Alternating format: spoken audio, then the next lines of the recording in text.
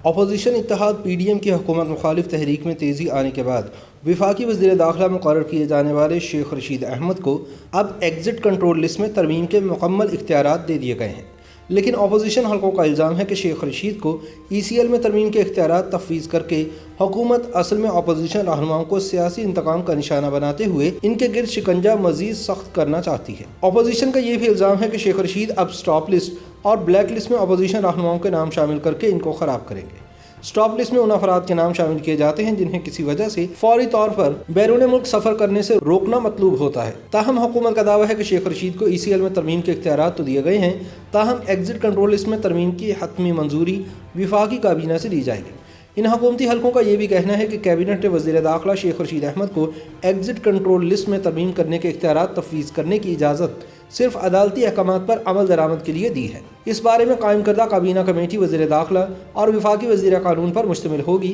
جبکہ مشیر برائے داخلہ و احتساب امور اور سیکرٹری داخلہ خصوصی دعوت پر ہی اجلاس میں شریک ہوں گے۔ اس سے قبل اس کمیٹی کی سربراہی وزیر قانون کرتے تھے اور ان کے ساتھ مشیر داخلہ اور احتساب بیرسٹر مرزا شہزاد اکبر شامل تھے۔ واضح رہے کہ ایگزٹ کنٹرول لسٹ بیرون ملک جانے کے خواہشمند ایسے افراد کو روکنے کے لیے ہے جن کا نام کسی مجرمانہ فعل کی وجہ سے یا کسی کیس میں ملوث ہونے کی بنا پر اس لسٹ میں آ جاتا تھا اور ان کے بیرون ملک فرار کا خدشہ ظاہر کیا جاتا تھا۔ ای سی ایل میں ان افراد کے نام شامل ہوتے ہیں جن کے بارے میں کسی عدالت، نیب یا خفیہ اداروں کی طرف سے ایف آئی اے امیگریشن کو معلومات فراہم کی جاتی ہیں۔ ای سی ایل میں کسی شخص کا نام شامل کرنے کا اختیار ڈائریکٹر جنرل ایف آئی اے کے پاس ہوتا ہے، لیکن یہ اختیار وزیر داخلہ بھی استعمال کر سکتا ہے۔ تاہم اس اختیار کو سیاسی مخالفین کو انتقام کا نشانہ بنانے کے لیے استعمال کیا جاتا رہا ہے۔ پاکستان کی تاریخ میں پہلی مرتبہ ای سی ایل پالیسی سابق وفاقی وزیر داخلہ چودھری نثار علی خان کے دور میں بنائی گئی تھی، جب بعض ایسی شکایات سامنے آئیں جن میں گھریلو جھگڑے کی بنا پر بیوی نے شوہر کا نام یا کسی شخص نے اپنے عزیز کا نام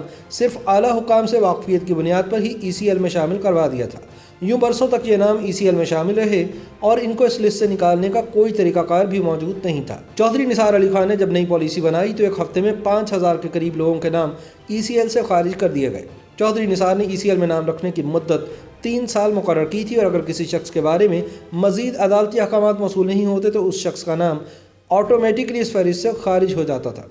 ای سی ایل سے نام نکالنے کے حوالے سے سیکرٹری داخلہ کی سربراہی میں 3 رکنی کمیٹی بھی قائم کی گئی تھی جو ہر مہینے 2 مرتبہ اجلاس منعقد کر کے ایسی آنے والی درخواستوں پر غور کرتی تھی۔ اگر کوئی عدالتی حکم موجود نہ ہو اور کسی کو علاج یا کسی مجبوری کے تحت بیرون ملک جانے کی ضرورت ہوتی تھی تو یہ اجازت دے دی جاتی تھی۔ واضح رہے کہ ایگزٹ کنٹرول لسٹ ایف آئی اے کے رولز کے مطابق بنائی گئی ہے اور اس میں نام ڈالنے کا طریقہ کار بھی موجود ہے، لیکن اس کے باوجود قانون نافذ کرنے والے اداروں کی درخواست پر 2 مزید لسٹیں بھی کام کرتی ہیں جنہیں سٹاپ لسٹ اور بلیک لسٹ کہا جاتا ہے۔ سٹاپ لسٹ میں ان افراد کے نام شامل کیے جاتے ہیں جنہیں کسی جرم کی بنا پر فوری طور پر روکنا مطلوب ہوتا ہے۔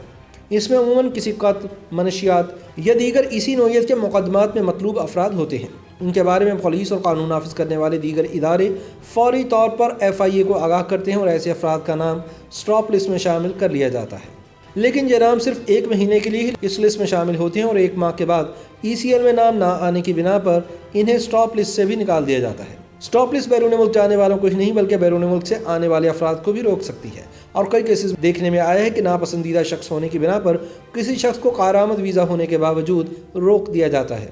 دوسری فہرست بلیک لسٹ ہے اور اس میں زیادہ تر ریاست مخالف کام کرنے والے افراد کے نام قانون نافذ کرنے والے اداروں کی درخواست پر شامل کیے جاتے ہیں۔ اس سلسلے میں وزارت داخلہ کے سیکرٹری کو متعلقہ محکمہ تحریری درخواست بھجواتا ہے جس کے ساتھ اس کی تمام شناختی معلومات بھی فراہم کی جاتی ہیں۔ بلیک لسٹ سے نام نکالنے کا اختیار بھی سیکرٹری داخلہ کے ہی پاس ہے۔ بلیک لسٹ میں شامل افراد کو عموماً ایئرپورٹ پر حراست میں لے لیا جاتا ہے اور متعلقہ محکمے کو آگاہ کرنے کے بعد ان کے حوالے کر دیا جاتا ہے۔ چودھری نثار علی خان اور سابق وفاقی وزیر داخلہ بریگیڈیئر ریٹائرڈ اعجاز شاہ کے دور میں ای سی ایل کمیٹی بھی اس طرح فعال نہیں رہی اور اب بھی سینکڑوں افراد کی درخواستیں وزارت داخلہ کے پاس موجود ہیں۔ ای سی ایل سے نام نکلوانے والوں کی فہرست میں بعض سرکاری افسران کے نام بھی شامل ہیں جن کے نام کسی کرپشن یا سیاسی کیس کی بنیاد پر اس فہرست میں شامل کیے گئے، لیکن عدالتوں اور محکموں سے کلیئر ہونے کے باوجود ان کے نام ای سی ایل سے نہیں نکالے جا سکے کیونکہ ای سی ایل کمیٹی نے اس بارے میں زیادہ اختیارات وفاقی کابینہ کو سونپ رکھے ہیں۔ اعجاز شاہ کے دور میں وزیر داخلہ ای سی ایل کمیٹی کے ممبر نہیں تھے اور وزیر قانون بیرسٹر ڈاکٹر فروغ نسیم مشیر داخلہ بیرسٹر مرزا شہزاد اکبر کے ساتھ اس فہرست کو دیکھ رہے تھے، لیکن شیخ رشید کے وزیر داخلہ بننے کے بعد کابینہ نے اس میں ترمیم کر دی ہے اور اب ایگزٹ کنٹرول لسٹ کمیٹی میں وفاقی وزیر داخلہ اور وفاقی وزیر قانون کسی شخص کا نام ڈالنے سے متعلق فیصلہ کر سکتے ہیں۔ تجزیہ کاروں کے مطابق ماضی میں سیکرٹری داخلہ اس کمیٹی کی سربراہی کرتے تھے، لیکن پی ٹی آئی حکومت نے اسے تبدیل کرتے ہوئے مشیر داخلہ کو زیادہ بااختیار بنا دیا تھا۔ بظاہر اس فیصلے کی وجہ یہ نظر آ رہی ہے کہ موجودہ حکومت وزیر داخلہ کو مزید مضبوط بنانا چاہتی ہے اور بیرون ملک جانے سے روکنے کے لیے وزیر داخلہ کے اختیار کو بڑھایا جا رہا ہے۔ ان کے بقول شیخ رشید احمد ایک مضبوط وزیر ہے، لہٰذا ان کی وزارت کو مزید مضبوط بنایا جا رہا ہے۔ اسی لیے وزیر اعظم عمران خان کی جانب سے بیرسٹر مرزا شہزاد اکبر کو یہ ہدایت بھی کر دی گئی ہے کہ اب وہ شیخ رشید کی وزارت داخلہ کے معاملات میں ٹانگ نہیں اڑائیں گے۔ یوٹیوب پر گوگلی ٹی وی دیکھنے کے لیے youtube.com کی سرچ بار میں گوگلی ٹی وی ٹائپ کریں۔ گوگلی ٹی وی کے پیج پر سرخ رنگ کے سبسکرپشن والے بٹن پر کلک کرنا نہ بھولیے۔ یوٹیوب پر اپلوڈ ہونے والی ویڈیو سے باخبر رہنے کے لیے بیل آئیکن پر کلک کیجیے۔ آپ کو ہر نئی آنے والی ویڈیو کے بارے میں نوٹیفیکیشن موصول ہو جائے گا۔